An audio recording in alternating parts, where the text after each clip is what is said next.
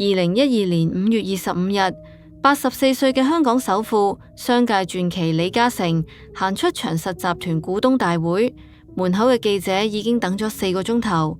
李嘉誠接過麥克風，記者入面有人直截了當咁問：你嘅家產將來點樣分？首富淡淡咁講咗一句：好簡單。隨後宣布長和係上市王國同埋核心產業，由長子李澤鉅執掌，而次子李澤楷就獲得巨額現金支持，自行開疆拓土，一紙分家方案塵埃落定。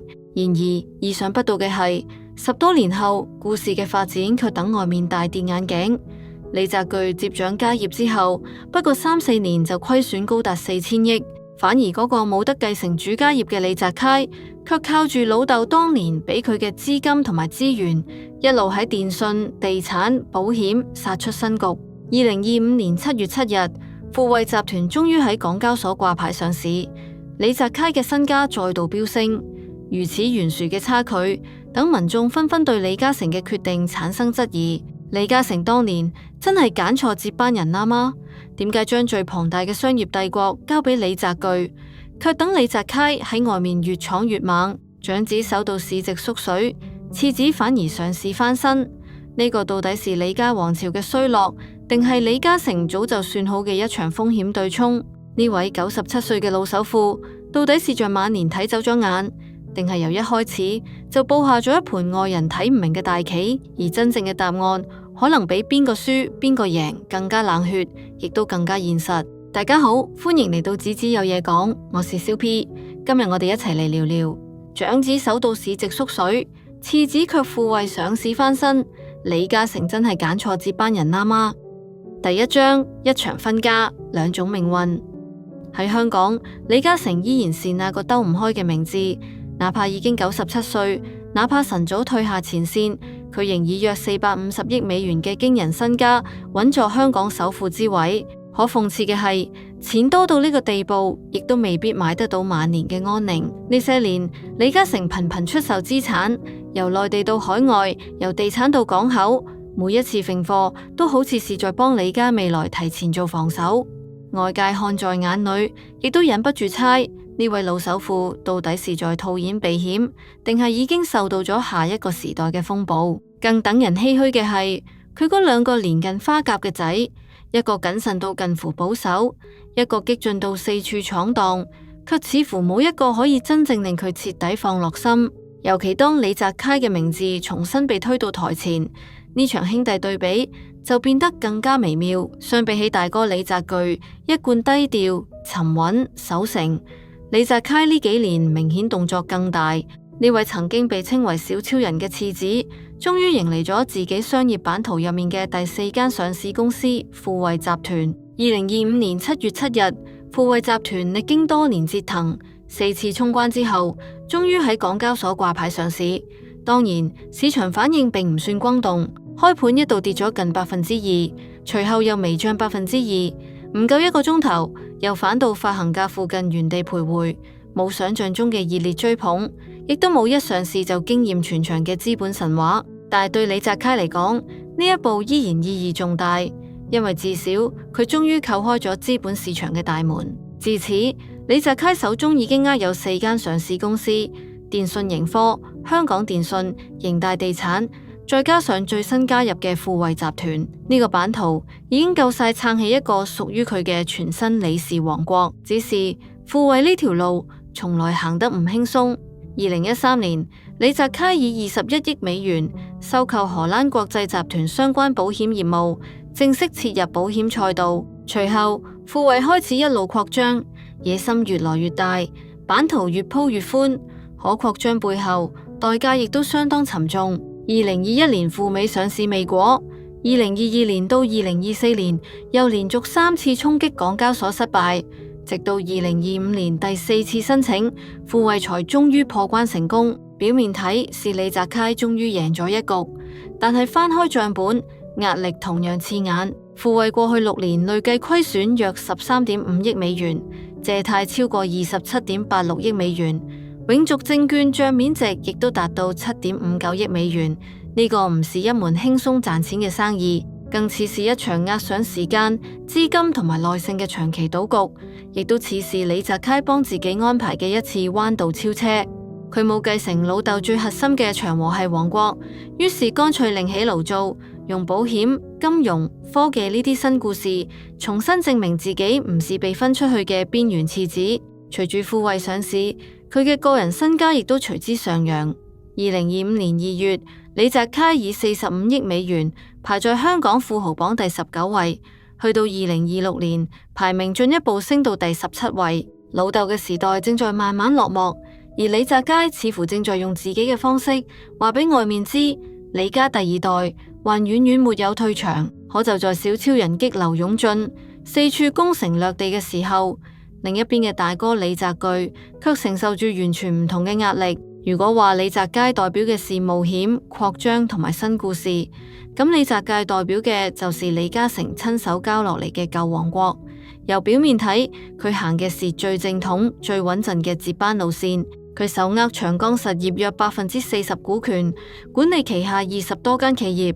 巔峰時期，相關資產合計市值高達8000億港元。地產、基建、港口、零售、電信，每一塊都係李嘉誠幾十年打落嚟嘅江山。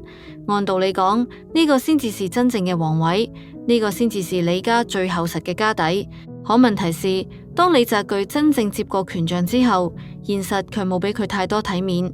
長和股價大跌約45%，長實跌約41%，長江基建跌約38%。短短幾年間，李家上市資產被外面形容蒸發咗4000多億港元，昔日風光無限嘅豪門帝國，好似被市場夾硬削走咗一大塊。呢一連串數字擺出嚟，衝擊力太大，亦都等外面對呢位太子爺嘅期待，慢慢變成咗質疑。第二章，九死一生嘅大仔。李嘉誠幾乎從來唔公開討論兩個仔。有一次佢係咁樣評價嘅：Victor 李澤鉅循規蹈矩，工作認真而唔偷懶；Richard 李澤楷就非常靈活，但係中意玩。正如李嘉誠所講，大仔李澤鉅的確係循規蹈矩。李澤鉅1964年出世，老豆幫佢攞名做巨字，希望佢有巨大之能，出自說文解字，巨大江野。李澤鉅嘅童年同埋青少年時期喺香港度過，就讀聖保羅男女中學附屬小學，之後又直升聖保羅男女中學。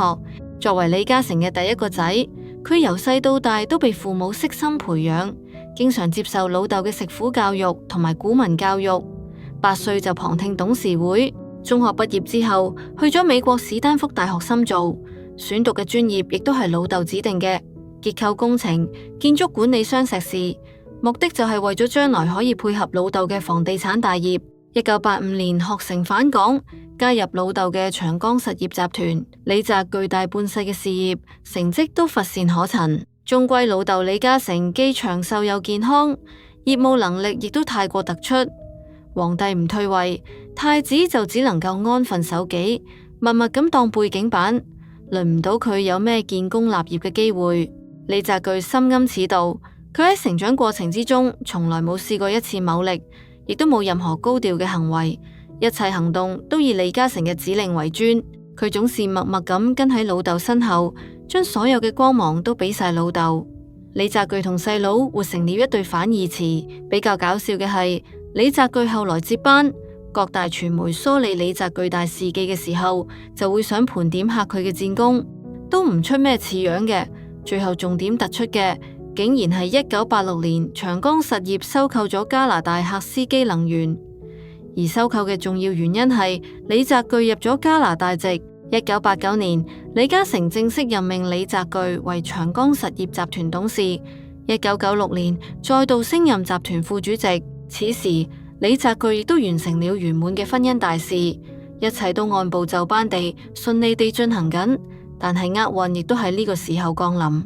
1996年5月23號蠱惑，香港大名鼎鼎嘅綁匪張子強蹲守喺李澤鉅返屋企嘅途中，將佢綁架。報道指張子強同同黨打車攔截咗李澤鉅嘅房車，並用槍指住佢同司機，更加向房車連開2槍。綁匪迅速將李澤鉅拖出車外，脅迫佢上賊車離去，並叫司機開車返去李家，通報李澤钜被綁架嘅消息。聽講李澤钜喺被綁期間承受咗嚴重嘅羞辱以及虐待。張子強隨後將佢剝光豬，只着一條底褲，囚禁喺粉嶺學業一個廢棄雞場嘅屋仔入面。然後張子強條腰綁住炸彈，親自去到李家大屋，同李嘉誠洽談贖金，一口價索取20億港元。李嘉誠應承唔報警，並表示現金只有10億，如果你要，我可以去銀行幫你提取。最後張子強成功勒索高達10.38億元巨款，啱啱好同長江基建嘅股票編號1038一模一樣。呢場生死劫難變成了李澤钜人生嘅分水嶺。由嗰日開始，佢變得更加謹慎低調，亦都越發避開公眾視線。盡管歲月改變咗佢嘅性格，卻冇改變到李嘉誠嘅選擇。喺李嘉誠心目中，呢位始終恪守本分、從來冇偏離軌道嘅長子，依然是李氏商業帝國無可替代嘅正統繼承人。第3章，令人失望嘅接班。李嘉誠曾經講過，滿分是100，李澤钜已經做到90幾分。老豆帶住佢四處刷履歷、見世面，將佢介紹給各級政要。每一年的長江實業業績發佈會，李嘉誠都將佢帶喺身邊，試圖將自己嘅人脈、資源同埋能力有效地傳遞俾佢。但李澤钜性格孤僻，早年有好多同行曾經抱怨佢數口，意思即係話佢小氣、斤斤計較，同老豆慷慨嘅風格大相徑庭。香港嘅記者、傳媒亦都唔中意佢，因為佢惜字如金，而且日日都擺出一張撲克面。李澤钜中意懟人，將香港大大小小嘅傳媒幾乎快要懟完。有一次喺業績會上，有記者問股價之前係70蚊，依家變成咗62.3元，跌幅超過1成波，你點睇？李澤钜不屑咁表示，基建公司嘅回報唔是逐年睇，我嘅係種大樹嘅公司，唔係做種菜生意。仲有一次，佢主導嘅公司併購觸礁，李澤钜耿耿於懷，喺股東會上直接揶揄小股東。我話有好嘢食，提議俾你，你唔食我食咯。有記者話，李澤钜，你多啲參加會議，等我哋都聽下你嘅睇法啦。李澤钜直接話，我中意分析員會議多過記者會，將記者懟到啞口無言。對於記者嘅反感，李澤钜解釋話，我呢個人是 no ego no emotion， 但係當時香港嘅傳媒特別中意吐槽佢，話依家要步入李澤钜時代啦，李家亦都冇咩料放啦，死啦，全完啦。後來李澤钜亦都想轉變風格，有一年佢出席屈臣氏嘅開幕式，主動同記者套近乎。佢問條呔靚唔靚呀？突如其來嘅改變將全場嚇到鴉雀無聲。呢個時候嘅沉默震耳欲聾，盡管同行唔中意，記者嫌煩，李澤钜接班人嘅位置依然是穩穩陣陣嘅。2012年，李嘉誠喺業績發表會上公開表示咗繼承權嘅安排，以現金支持次子李澤楷發展個人事業，而李澤楷名下原本透過信託 LKS Unity 持有嘅1/3集團股權就全數劃歸李澤钜，並指定為繼承人。當時呢筆股權轉移總值高達1500億港幣。嗰一年，李嘉誠算係明確咁宣布咗繼承人，唔會再考慮二仔李澤楷，長子李澤钜嘅接班之路一錘定音。2018年3月16號，李嘉誠喺2017年度全年業績會正式宣布退休，同時指定李澤钜為接班人。話音剛落，長和股價10級以下，累計跌咗10.6%。喺記者會上，大家問嘅問題多數圍繞住李嘉誠仲管唔管公司呢件事。李澤钜回答，就算係聽朝返都冇乜分別，我嘅係一個團隊，同主席係咁傾，同 advisor 又係咁傾，屋企我哋住樓上樓下，點會唔傾？意思即係話，聽日李嘉誠退休，同今日亦都冇咩分別，我哋是一個團隊，屋企我哋就住樓上樓下，凡事都會溝通。大致上係俾股東同埋公眾一粒定心丸，表示公司仲會堅決貫徹李嘉誠嘅諗法。但係李澤钜畢竟唔是李嘉誠，穩唔住人心。第4章，李家王朝未來點樣？如今李澤钜接班已經8年，喺正式上位以前，佢已經跟隨老豆喺長和系內部歷練了整整33年。為了確保長子順利過渡，李嘉誠退休前可謂安排到滴水不漏，佢不止將核心資產交到李澤鉅手裏，還幫佢留低了一套堪稱首富大臣級別嘅老臣子班底。呢入面包括李嘉誠最倚重嘅左右手，被稱為香港打工皇帝嘅霍建寧，以及財務大班葉德全。另外仲有金慶林等長期跟隨李家嘅核心人物坐鎮。呢批老臣子同李氏父子共事多年，熟悉長和系每一條業務線，亦都盡量保證交棒之後，成個商業帝國唔會突然偏航。但係問題是，班底可以繼承，資產可以繼承。李嘉誠嗰種一開口就可以穩住全場嘅威望，卻唔是想交就可以交。呢幾年真正挑起大梁嘅李澤鉅，日子過得遠比外面想象中艱難。一方面佢畢竟唔是李嘉誠，李嘉誠懂得講感情，亦都懂得喺關鍵時刻安撫香港人心。但係李澤鉅嘅商業表達一向都係冷冰冰。佢曾公開講過，除咗長江中心、和記大廈之外，乜嘢都可以賣。呢句話由商人角度睇叫理性，但係擺喺香港民間聽落去就少咗幾分人情味。另一方面，香港地產界、商界對李家嘅忌憚亦都唔是一日兩日。李家資產橫跨地產、港口、基建、電信，背後又有多年政商關係積累。過去李嘉誠仲喺台前，外界好多不滿未必敢直接講出口，可隨住李嘉誠逐漸退到幕後，積壓多年嘅火力就開始集中落到李澤鉅身上。而真正等李澤鉅吃到最大一記悶棍嘅，是2025年嘅港口出售風波。2025年3月，長江和記宣布一項震動全球嘅交易，計劃出售旗下大部分全球港口業務，交易企業價值約228億美元，涉及分布喺23個國家嘅43個港口資產。買方是由貝萊德牽頭，MSC 相關方參與嘅財團。呢筆交易最敏感嘅地方唔是港口數量有幾多，而是當中包括巴拿馬運河兩端嘅關鍵港口資產。喺商人眼裏，呢個可能是一次資產重組，是套現，是將重資產賣出好價錢。但係喺中美博弈嘅大背景下，港口從來唔是普通物業，巴拿馬運河更加唔是普通航道，佢牽涉全球航運命脈，亦都牽涉戰略安全同埋大國角力。所以交易一曝光，長和好快被推上風口浪尖。建制派、港媒同埋部分輿論對長和猛烈開火，批評呢筆交易唔只是普通商業買賣，更可能影響國家利益。港澳辦亦都轉載相關批評文章，等事件迅速由商界新聞升級成政商風波。隨後，中國市場監管部門亦都表態會依法審查相關交易。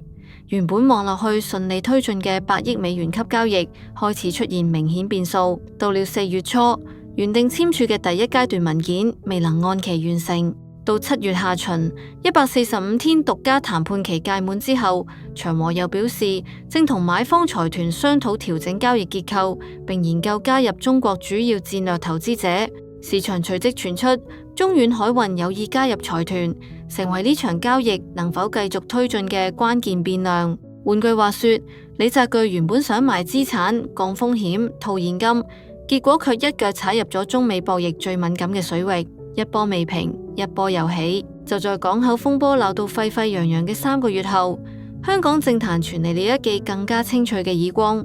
2025年6月27號，香港特區政府公布了新一屆特首顧問團嘅34人成員名單。呢是一份代表住香港最高規格，可以直接向特首建言獻策嘅政商核心智囊團。然而，眼尖嘅傳媒喺名單之中發現了一個驚人嘅變化。上一屆還高坐台前嘅長和集團主席李澤鉅，竟然未獲續任，喺一眾大佬之中，成為了唯一被踢出顧問團嘅人。儘管特首政策組對外嘅官方解釋非常委婉，聲稱是廣納不同領域專家，但係全港政商兩界心裏面都同明鏡一樣。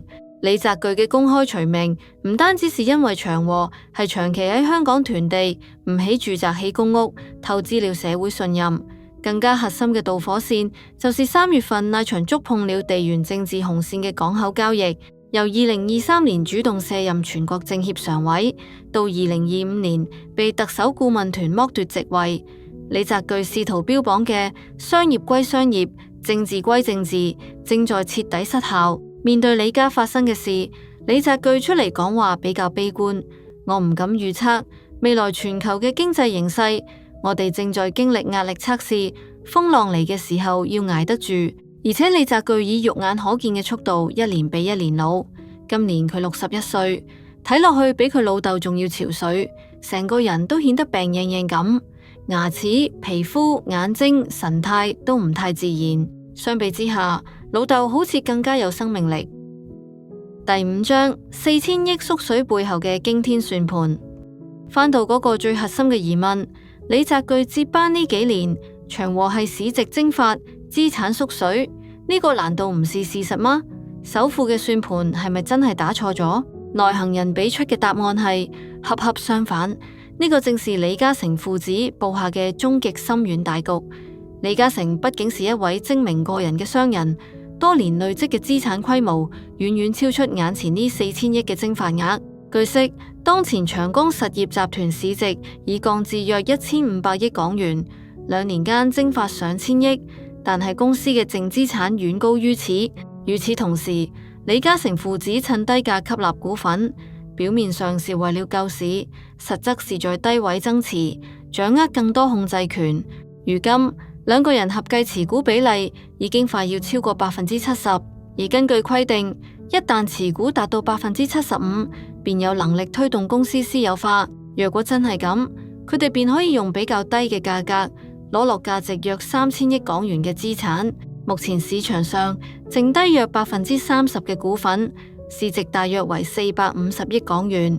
而如果趨勢持續，呢筆交易金額好有可能接近或者低於呢個數。作為地產公司嘅核心資源，土地嘅運作尤其關鍵。但係李澤钜並未積極尋求新嘅地皮，反而選擇開發舊有地塊。呢招雖然唔被資本市場睇好，卻正合佢嘅心意。股價嘅波動同埋下跌，反而變成了佢哋吸納股份、穩固控制權嘅籌碼。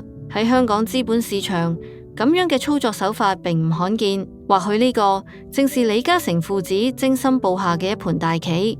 倘若咁樣睇嚟，李嘉誠嘅繼承人安排其實並未失策。大仔李澤钜沉穩謹慎，同老豆思路契合，適合守護家業；而二仔李澤楷則個性果敢，有創新精神，更加適合闖蕩創業。這場家族與資本嘅較量正靜靜地展開緊。依家李家第3代亦都漸漸開始行上舞台啦。李澤钜嘅大女李燕玲綁架案之後改名做李思德。李思德接受精英教育，讀嘅是香港頂級學校漢基。佢出現在漢基2012年嘅校刊下話上面，擔任高級中文編輯，並接受訪問，話自己熱愛玩風帆。另外，李思德嘅名字亦都出現喺2011學界射箭比賽之中。傳媒深入挖掘過李思德嘅履歷，佢喺香港讀完中學就去咗英國倫敦國王學院潘迪生法律學院。畢業之後，先後喺2間 BVI 公司 Sprinkle Ring Investment Limited 同埋 LVM Unity Limited 擔任董事。2間公司嘅主業都係投資加拿大有礦能源公司 NextGen Energy， 所以同爺爺嘅長江實業是有業務關聯嘅。每年祭拜莊月明，李思德都會緊緊跟住爺爺。2018年，李嘉誠退休嗰陣，正式幫孫女做了一個小曝光，並宣布佢擔任慈山寺嘅董事。喺李嘉誠基金會同埋長江實業嘅股東之中，李思德亦都有一席之地。佢畢竟是李嘉誠嘅長孫女。此外，李嘉誠嘅長孫李長熙2年前亦都曝光咗同朋友仔創建嘅一個環保線上門店，目的係幫助啲人可以可持續購物。李澤钜就係咁樣履行住承上啟下嘅作用。佢嘅父親依然具有好強嘅影響力，第3代亦都躍躍欲試咁要上台啦。而佢夾喺中間，略顯平庸，無論是事業定係私生活都平淡極了。但係佢稱得上是父親塑造嘅完美嘅繼承型兒子。呢類兒子未必有父親嗰般驚世駭俗嘅雄才，但係重要嘅係佢隱忍務實，可以接得住父親留落嚟嘅基業。父子關係雖然有微小嘅博弈，卻無根本裂痕。李澤钜雖然業務上平庸，但係作為接班人卻是聰明嘅，因為佢明白對於紅主嚟講，個仔首先是權力繼承人，其次先至是親人。政治要遠遠優先於親情。所以當細佬李澤楷為了媽咪而同老豆反目嘅時候，李澤鉅選擇企喺老豆呢一邊，佢唔逞口舌之快，亦都從來唔意氣用事。第6章，香港最好命新抱。李澤鉅唔單止喺事業上聽話，喺婚姻上亦都非常之慳心。1990年，李澤鉅娶了一位叫黃麗喬嘅女子，當時佢嘅名仲係叫黃富信，係李嘉誠最中意嘅嗰類新抱，類型家世良好，有學歷，有腦袋，低調，肯生仔。黃麗喬家境算係小康偏上，據佢透露，爹哋是晨早結束生意，閒居喺屋企嘅紡織商。家境雖然比唔上李家，但係比下有餘。黃麗喬畢業於溫哥華嘅英屬哥倫比亞大學工商管理系，佢同李澤鉅相識於加拿大。坊間傳聞李澤鉅喺加拿大處理地產業務嗰陣，喺一次燒烤聚會入面，兩個人邂逅。黃麗喬接受訪問時講過：我對李澤鉅嘅第一個印象係佢平易近人，人品唔錯。但係我完全唔知佢就是李嘉誠嘅大仔。後來知咗，我話哦，原來佢是一個出名嘅人。但係我一直都冇擔憂過啲乜嘢。黃麗喬長相算係清秀，家境嘛亦都冇咩經驗嘅。當年香港傳媒唔太理解點解首富之家會為一個望落去咁平凡嘅女子，起碼都要娶個艷光四射嘅女明星先至啱嘅嘛。李嘉誠回答過：我娶新抱冇咩規矩要守。唔講咩門當戶對，最重要是個仔中意，出身正當家庭，最好是中國人啊。總而言之，黃麗喬就係咁樣順順利利嫁入咗香港首富之家。當年李澤鉅同黃麗喬嘅婚禮轟動全港，傳媒報道指李嘉誠宴請賓客嘅鮑魚一隻就要價2000港幣，每一圍成本更加達到4萬多元港幣。由婚禮畫面入面睇得出，李嘉誠非常之高興，佢親自企喺酒店外面迎接各方貴客。李家大宅內部嘅樣亦都首度被披露，當時香港人都叫黃富信是最好命新抱。喺細佬李澤楷嘅書入面，亦都有對嫂嫂作出評價，話佢安分而單純，哥哥圓滿嘅婚姻，曾經等細佬李澤楷萬分羨慕。婚後，黃麗喬埋頭幫李家生仔。佢喺1996年、1998年同埋2004年分別生下3個女，長女李思德、次女李思穎、三女李燕蓉。生3個女嘅過程裏面，黃麗喬享受了極高嘅待遇，尤其喺李澤鉅綁架案之後，黃麗喬但凡出門，老爺一定會指派好多保鏢一直保護住佢。佢出手亦都非常闊綽，一買就是30萬嘅保健品。但是一連生3個女，終歸還是要拼個仔。為了求子，黃富信遂將個名改做黃麗喬。大師係咁樣解釋嘅：黃屬土，麗屬火，喬屬木，格局相生，即是木生火，火生土，對家庭同埋婚姻有利。亦都唔知是心理作用定係玄學顯靈。2006年，佢果然生下兒子李長熙，李嘉誠幫孫仔起名做長熙，可見內心有幾咁高興。黃麗喬雖然望落去平平淡淡，其實佢並唔似李澤楷描繪到咁單純，佢好善於討李嘉誠同埋李澤鉅歡心。當年結婚嗰陣，佢就對記者講，經營婚姻嘅竅門是太太要順從老公，老公要尊重太太。李嘉誠中意出海遊玩，佢就學識咧駕駛雙體帆船出海。李嘉誠同董建華是利益聯盟，佢就努力結交董家人，同董建華嘅新抱成為閨蜜。佢知李嘉誠篤信佛教，相信風水，而佢亦都一直在鑽研靈修療癒之道。一間瑜伽機構曾經喺官方網站介紹過，黃麗喬修煉氣功已經20年。年儀 INA 3年，所謂 Reiki 就是靈氣瑜伽 Reiki Yoga。官網介紹呢個是一種日本嘅精神療癒方法，利用生命能量嚟促進身心健康。幾個世紀以來，靈氣療法一直被用作緩解壓力、控制疼痛、減輕焦慮等幾種疾病嘅替代療法。官網放上咗佢嘅相片，仲有佢透過生命能量治癒女仔嘅畫面，以及李家同董建華嘅合照。所以李嘉誠是好中意呢個新抱嘅。喺好多公開場合，佢都比李澤鉅嘅位置更加靠近中心。後來梁洛施亦都全盤學習黃麗喬，但係可惜嘅係李家新抱並唔好複製，黃麗喬的確是非常稱職嘅豪門太太，冇鬧出過啲咩花神，亦都唔高調，冇社交媒體，婚後多年仲係低調樸素嘅作風，而且佢仲幾有本事，比較會睇錢，譬如佢買賣房地產，轉手一賣就賺咗差唔多4000萬。但係黃麗喬亦都有一次失誤，就是佢結交了劉鑾雄嘅前女友呂麗君。其實黃麗喬本來就是帆船愛好者，咁啱呂麗君呢幾年亦都研究帆船，兩個人就走到一齊去啦。有一次呂麗君出海，唔單止邀請了黃麗喬，仲帶咗好多男伴，仲影了合照發出嚟。傳媒一睇就興奮，立立深居簡出嘅首富新抱竟然出山，仲同一班猛男出海，呢個新聞稿即刻就出爐啦。聳動嘅標題傳到沸沸揚揚，導致黃麗喬嘅名譽受損。呢個就是豬隊友迷之操作。呂麗君可以同黃麗喬成為閨蜜，屬於向上社交，肯定會忍唔住要炫耀嘅。但係企喺普通人嘅角度，黃麗喬同呂麗君喺一齊玩，多少都有啲拉低觀感。再往後，黃麗喬就再也沒有出現在公眾眼中，每年只有一次露面，就是元旦嗰日同李嘉誠全家一齊去祭拜婆婆莊月明。就算每年只有一次，黃麗喬同埋啲小朋友亦都包裹到嚴嚴實實，唔等記者影到面。呢種極致嘅低調同埋順從，換嚟嘅是長房香火嘅穩固。第7章，李嘉誠嘅終極佈局。回看李家呢幾年，外界總係中意用勝負去衡量李澤鉅同埋李澤楷兩兄弟長房收縮，次子狂飆，長和市值縮水4000億，李澤鉅喺名處連吃悶棍。另一邊，李澤楷卻喺保險、電信同埋科技賽道上不斷翻身。乍一看，好似是李嘉誠當年算盤打錯，將最穩陣嘅長子推上前台，卻等最叛逆嘅次子喺外面殺出一條血路。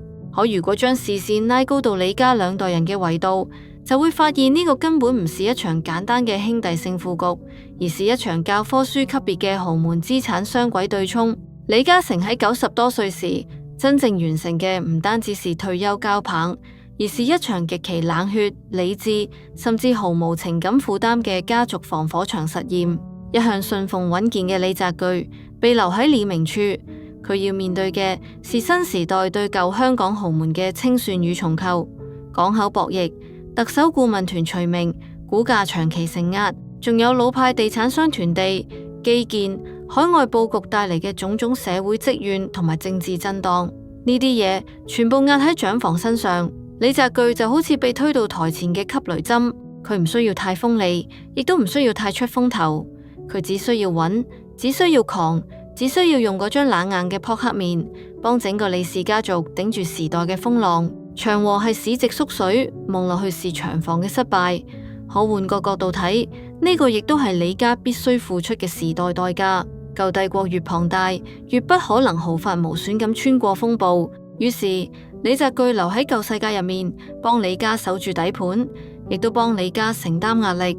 而另一邊，一向被外界視為反叛、激進嘅李澤楷，則被放到更遠、更輕、更靈活嘅戰場上。佢攞住巨額現金喺暗處開疆拓土。富衛集團喺2025年7月成功掛牌，就是呢條路線最清楚嘅注腳。保險、電信、科技、新經濟呢啲資產幾乎都脫離了傳統香港地產嘅禮談，佈局亦都晨早唔止局限喺香港，而是延伸到東南亞同埋更廣闊嘅資本市場。呢個先至是李家真正高明嘅地方。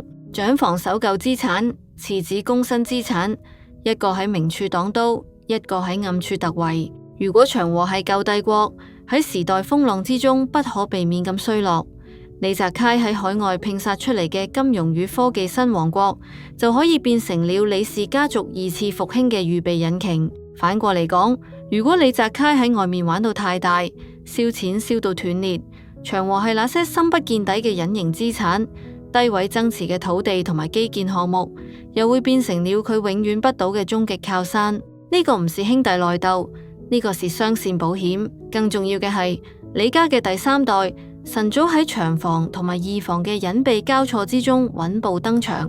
長孫女李思德緊跟爺爺路線，低調接掌加拿大有礦等海外能源核心 BVI 公司，同時喺慈山寺以及長實董事會體系裏面深耕正統。佢行嘅是長房最標準、最穩陣嘅傳承路線，而廁紙嗰一頭亦都唔是冇佈局。無論是環保線上門店嘅開拓，定係黃麗橋20年靈氣瑜伽背後積累落嚟嘅政商閨蜜圈，都在潤物細無聲咁為第三代編織更加隱蔽嘅安全網。一個喺資產端佈局，一個喺人脈端滲透，一個守正統，一個行邊線，望落去各行各路，實際上都在為李家下一輪傳承鋪路。所以回頭睇李澤鉅嘅隱忍，黃麗橋嘅順從，李澤楷嘅激進，最終都唔是孤立存在嘅，佢哋合埋一齊，才構成李嘉誠布下嘅呢盤世紀大棋。呢位97歲嘅老人，從來沒有在長子同埋次子之間做過真正嘅單選題，佢只是用最冷酷嘅商人邏輯，將長子訓練成家族最堅固嘅盾牌，將次子放任成家族最鋒利嘅標槍。盾牌負責擋住時代嘅清算，標槍負責刺向新嘅戰場。盾牌或者會碎裂，會縮水，會變得沉重又疲憊，但係只要標槍仲係向前衝，只要新資產仲可以繼續生長，李家就唔會真正謝幕。呢個就是李嘉誠最狠嘅一點，佢從來唔相信感情上嘅公平，佢只相信風險上嘅對沖。喺歷史嘅滾滾車輪前面，長房可以承壓，次子可以突圍，第三代可以分線埋伏。外界睇到嘅是兄弟兩條命運線，而李嘉誠睇到嘅是一個家族點樣喺舊時代崩塌前，提前幫自己收足好第二條逃生通道。